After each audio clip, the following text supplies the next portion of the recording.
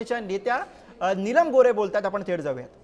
कायद्याच्या शेवटी कक्षेमध्ये निर्णय कोर्ट देत असतं, पण लवकरात लवकर शिक्षा याच्या पूर्वी सुद्धा नव्या मुंबईतल्या एका घटनेमध्ये 2 महिन्यामध्ये फाशीची शिक्षा पोलिसांच्या आणि आमच्या प्रयत्नांनी झालेली आहे। त्याच्यामुळे मला असं वाटतं की साक्षी पुरावे सगळे समोर आले आणि त्या बेबीज बोलतात। छोट्या मुलींना बोलचं करणं एक वेगळी असतं, कौशल्य असतं।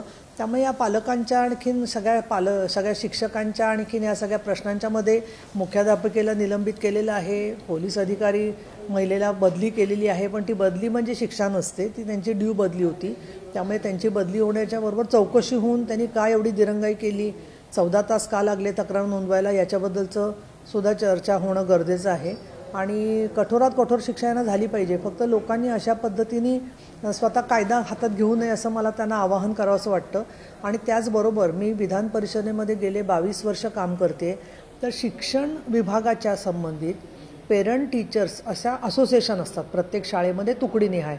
तिथे पालक जे शाळांबद्दल मांडतात, तर ते मांडल्यानंतर शिक्षण संचालक किंवा शिक्षण अधिकारी त्याची फार गांभीर्याने दखल घेत नाहीत, असा त्यांचा ग्रीव्हन्स माझ्यापर्यंत अनेक वेळेला पोचलेला आहे। मग CCTV 24 तास चालू नसणं, स्वच्छतागृहांच्यामध्ये लाईट नसणं, महिला सेवकांच्या जी पुरुष सेवक असणं, अशा त्यांच्या ज्या तक्रारी असतात त्याची दखल जर का पालकांच्या तक्रारीची शिक्षण विभागाने घेतली आणि पोलिसांनी सुद्धा ती दखल घेतली जाते की नाही हे दर 3 महिन्यांनी निगराणी केली, तर आपोआपच या असे प्रकार घडणार नाहीत असं मला वाटतं। आणि म्हणून मी असं म्हणेन की केवळ एक मोठा कायदा करणं पुरेसं नाही आहे, तर सातत्याने देखरेख करणाऱ्या यंत्रणेमध्ये समाजाचा आणि पालकांचा सहभाग जर का असला तर त्यामध्ये आपल्याला अधिक चांगला न्याय मिळू शकेल असं मला वाटतं। आणि या सगळ्या घटनांमध्ये आरोपी जो आहे तर त्याला आता तर शिक्षा झालेली आहे, पण आता तर त्याला अटक झालेली आहे, परंतु कुठल्याही परिस्थितीत त्याला जामीन मिळता कामा नये हे सुद्धा फार आवश्यक आहे असं मला वाटतं। ही तक्रार जी ती खरं तर महिला पोलीस अधिकारीच त्या ठिकाणी होत्या, त्यांनीच ही 14 तासची आपण जसं म्हटलं की ती तक्रार दाखल करून घेतली, त्या अधिकाऱ्यांच्या निलंबनाची कारवाई देखील व्हावी अशी तुमची मागणी आहे। मी आधीच सांगितलेलं आहे की चौकशी त्यांची झाली पाहिजे। दुसरं मला असं मी जेव्हा माहिती घेतली तेव्हा कळलं की छोट्या मुली बोलत नव्हत्या घाबरून आणि त्याच्यामुळे त्यांना वेळ लागला। तर मुळामध्ये असं आहे की 3 किंवा 4 वर्षाचं मूल इतर माणसासारखं घडाघडा ताबडतोब ते FIRला आवश्यक सगळी माहिती देईल अशातला भाग नसतो आणि अशाला साक्षी पुरावे किंवा परिस्थितीजन्य पुरावे कसे गोळा करायचे ही पण एक कौशल्याची भाग आहे। आणि म्हणून पॉक्सोच्या केसेस कशा हाताळायचा याचं प्रशिक्षण तेवढं जर का महिला पोलिसांना नसेल तर ते दिलं गेलं पाहिजे, हे मी वारंवार पोलिसांशी सुद्धा बोललेली आहे। हा जो भाग आहे तो, आणि त्याच्यात दिरंगाई होत असेल तर माझा स्वतःचा असा अनुभव आहे की एक छोटी बेबी बोलतच नव्हती, पण तिला शेवटी ज्यावेळेला मी तिला एक छोटंसं गेम काढून दिला त्याबरोबर ती म्हणाली की 2-3 वेळा खेळली त्याच्याबरोबर आणि मग मला म्हणे मैं अभी सब कुछ आपको आंटी बोलूंगी।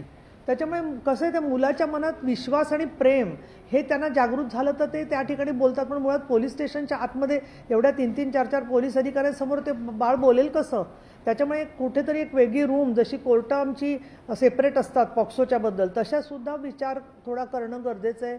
मी सरकार अतिशय संवेदनशील आहे, पण प्रत्येक गोष्टीमध्ये आम्ही 12-15 वर्ष सांगून अधिकारी बदलतात, अधिकाऱ्यांमध्ये अनेक कार्यक्षम अधिकारी आलेले आहेत, पण व्यवस्था म्हणून बदलण्यासाठी पालकांचा आणि समाजाचा सहभाग जर का याच्यात वाढला तर मला असं वाटतं की नक्की त्याचा चांगला परिणाम झालेला दिसेल। कायदा व सुव्यवस्थेचा प्रश्न राज्यामध्ये निर्माण होतोय अनेक घटनांमधून, असं वाटतं का आपल्याला? हां बोला। वडेट्टीवार यांनी आता टीका केली की खरंच कायद्याचं राज्य आहे का या राज्यामध्ये, कारण सत्ताधारी मंत्रीच पुण्यामध्ये गुंडांना सोबत घेऊन फिरताय। नाही, मला कोणी गुंडाला बरोबर घेतलंय मला माहीत नाही आहे। मंत्र्यांनी गुंडांना बरोबर घेतलं का गुंडांनी मंत्र्यांना बरोबर घेतलंय, पण मला दुसरं असं वाटतं की विरोधी पक्ष जेव्हा बोलतो त्याला नैना सहानीचं हत्याकांड असेल, जळगाव वासनाकांड असेल, ही सगळी कोणाच्या राज्यात झालेली आहे? काँग्रेसच्याच राज्यात झालेल्या घटना आहेत, अनेक हजारो घटना आहेत झालेल्या। आजसुद्धा त्या ठिकाणी कलकत्त्यामध्ये एवढ्या घटना झाल्यानंतरसुद्धा विकास आघाडी मूग गिळून गप्प बसलेली आहे, काहीही त्याच्यावरती कारवाई नाही आहे।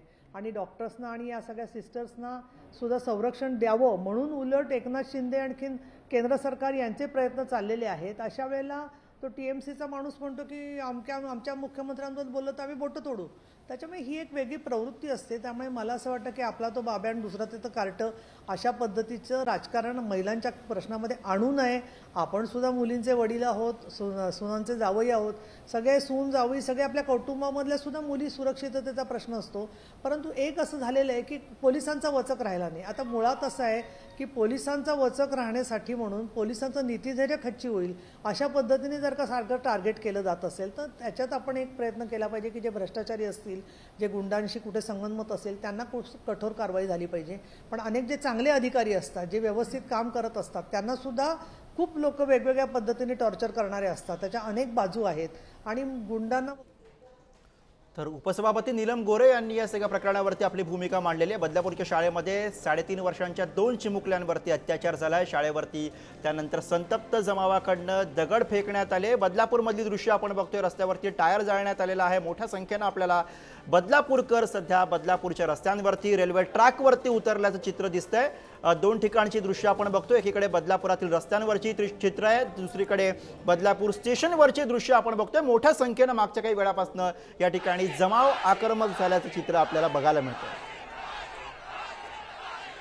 2.5 तास उलटून गेलेले आहेत. मोठ्या संख्येनं जमाव या ठिकाणी बदलापूर स्टेशनवरती एकवटलेला आहे आणि घोषणा दिल्या जात आहेत. पोलीस वारंवार या सगळ्या आंदोलकांना या ठिकाणावरनं बाजूला हटण्याचं आवाहन करतायत. मात्र आंदोलक आपल्या भूमिकेवरती ठाम आहेत.